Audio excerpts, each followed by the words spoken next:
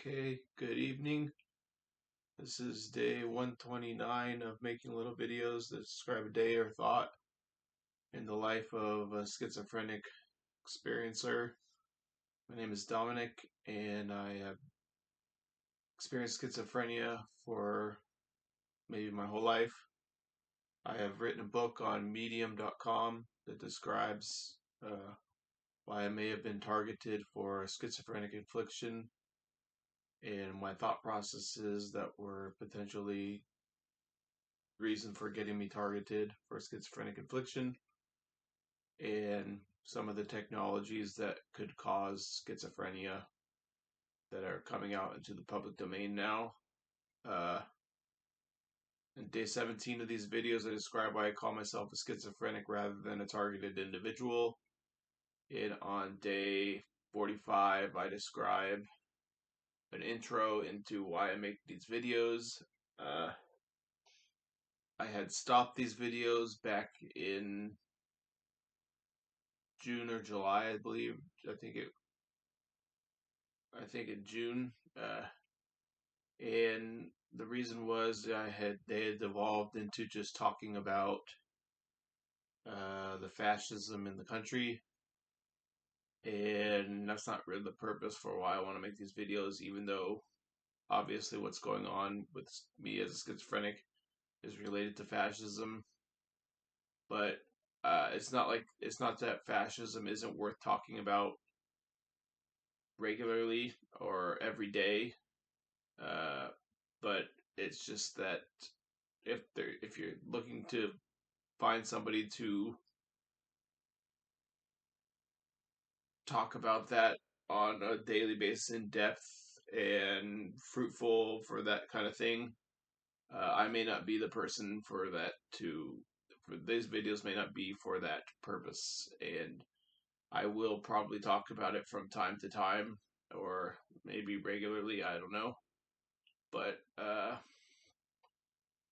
I intend to make these videos to describe some of my thought processes and humanize me as a schizophrenic to defeat stigma regarding that mental illness, and to describe myself as like, I'm really not that crazy. I'm not crazy at all, even though I have had it inflicted upon me and I experience it to some degree. The purpose of these videos was to share thoughts and ideas that I read out of books that I find interesting, and sometimes I'll probably talk about the fascism in the country because there's no getting around it. So, all right, I'm going to go ahead and start today. Just share little thoughts and ideas. Sometimes it's related to synchronicity that I find as a schizophrenic. You experience that on a high level because people are experimenting with you and stuff. And so I was going to talk about, first of all, this morning I went and visited my niece Ella and her family in San Diego. We had a lot of fun, and she's a very funny little kid, and she's almost 1 years old, and she has a funny personality. She jokes around. She does like these little and then she'll like laugh or whatever, and she has fun like that, and she's taking in the world as a little baby and playing in the grass, watching the gardeners, and I was watching her, and uh, just she's got like a wide, she's got kind of got a. My brother said she has like a dynamic personality, and I think that's really true. And so I'll be going down there a little bit from time to time to see her and see my family. And anyways, I was there this morning, and something happened with the schizophrenia, and I actually experienced burning in my fingers, and they were in my middle finger and my ring finger on on my left hand, and sometimes they send signals to say like the left wing is burning you or you are burning.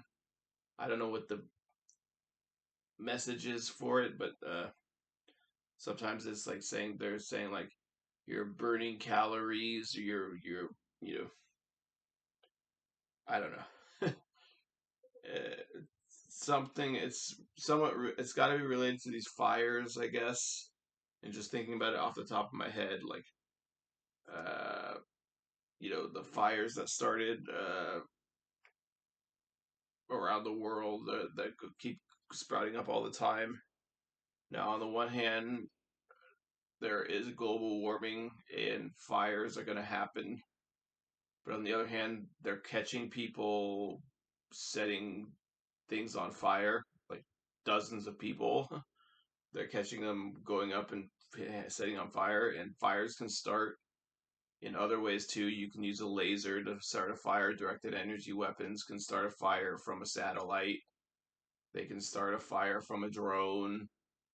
Uh, there's all kinds of ways, blow torches or whatever. Somebody could have a laser from their own handheld laser or something. And, you see people in their basement shooting lasers and stuff. And they've literally caught people going with matches into like the hillsides and stuff. And like one guy said, like the fires always start at the base of the hill and they go up. And so, there's human hands involved in some of these fires that we know of for sure. And so when you see people say stuff like, oh, global warming, or you see an article written about like how global warming is causing the fires and stuff, and then you at the same time people are being presented with this information that people are hand starting the fires, it makes you wonder like what effect does that article have talking about global warming have on fighting global warming? Because like if people know that fires are being started by individuals or political groups for whatever reason, like mafias or whatever, like CNN ran an article that said a mafia in Italy was starting fires or whatever, and there was a researcher from UC Berkeley went there and stuff. So it makes you wonder, like, what effect does that article that's saying, like, oh, we got to fight global warming because of these fires, what effect does that have on people, except for to maybe turn them away from doing something about the environment or the way that capitalism is killing the planet? Because it's like, if you know that the world is, I guess we could say it's very much alive, but like in the scheme of things, it's dying, with species dying off and stuff. And it's like if we keep doing what we're doing, we're gonna kill the planet. And people are so brainwashed into the dominant world system or whatever, and they say like we can't change the world system because it's giving me my life or whatever, it's giving us our civilization, and you can't change it. And then you have a situation where they're being presented with two mediums coming together and saying people are starting the fires by matches, global warming starting the fires. It's going to turn people off. They're going to say global warming is bullshit. It's those people starting the fires.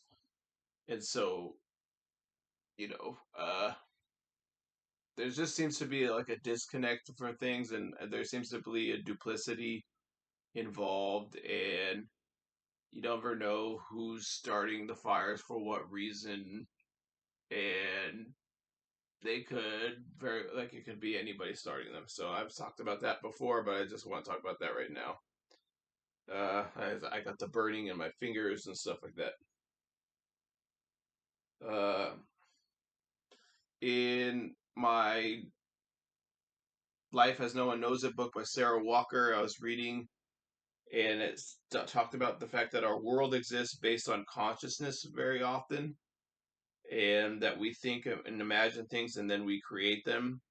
Our world is dependent on this consciousness, and the phrase Sarah Walker used was that we are encircled by consciousness.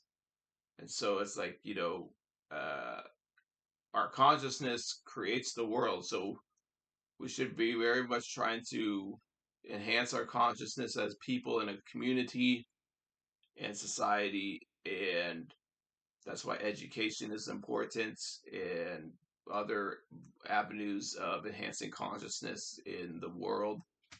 And I guess that's what I'm doing with these little videos, to describe just this one person as a schizophrenic and how I experience that and what it truly is, is a little bit of trying to raise consciousness about the issue, or about schizophrenia, and or whatever you want to call it, or and so, but talk about like consciousness creates the world.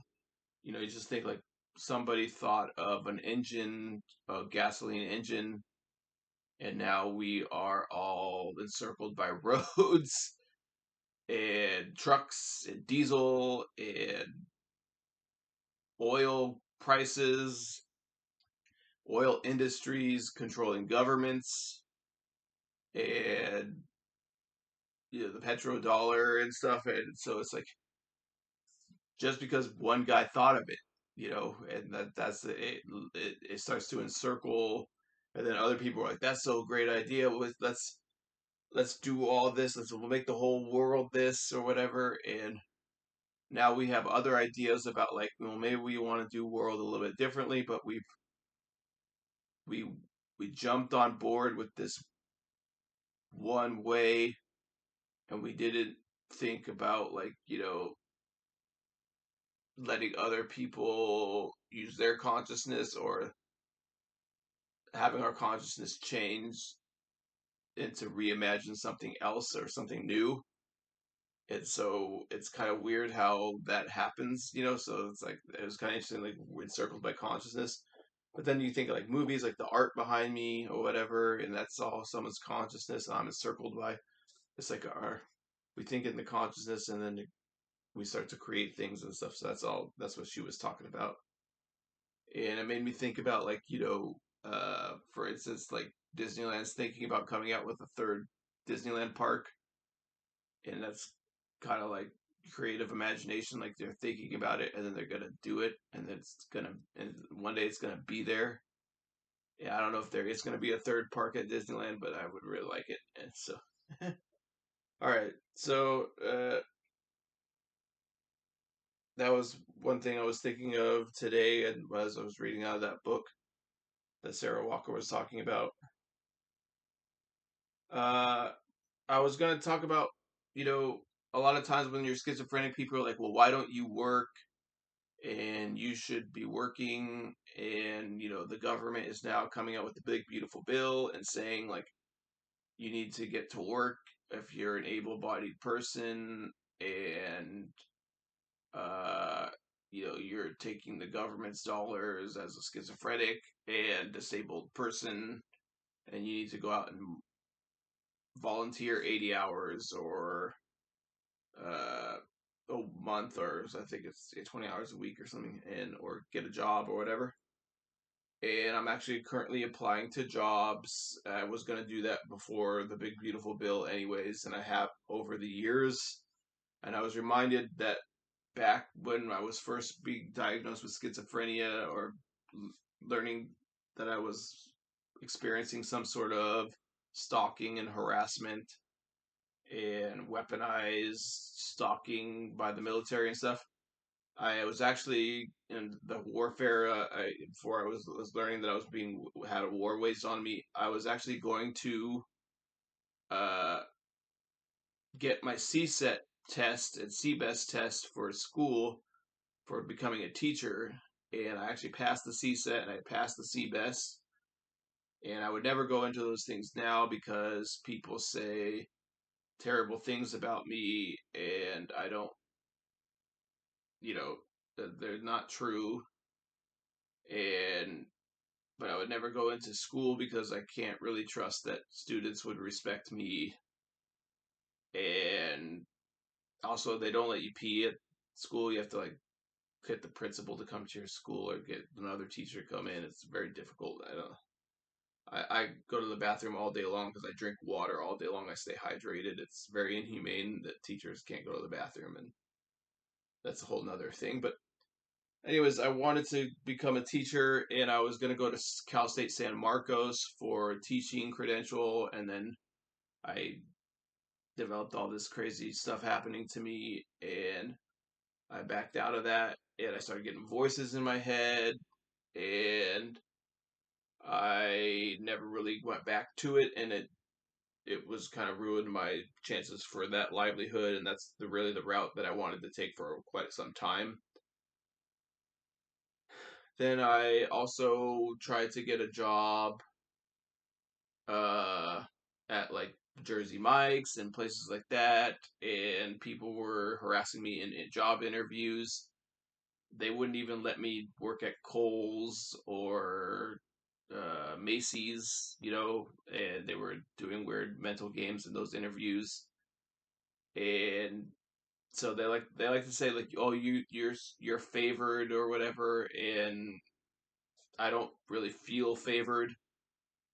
And so I don't know what's gonna end up happening where I'm gonna work or whatever, but I just wanted to talk about that. And it's like when you're schizophrenic, people do mess with your life and drive you crazy and stuff, so that's why you don't work or whatever. All right, goodbye.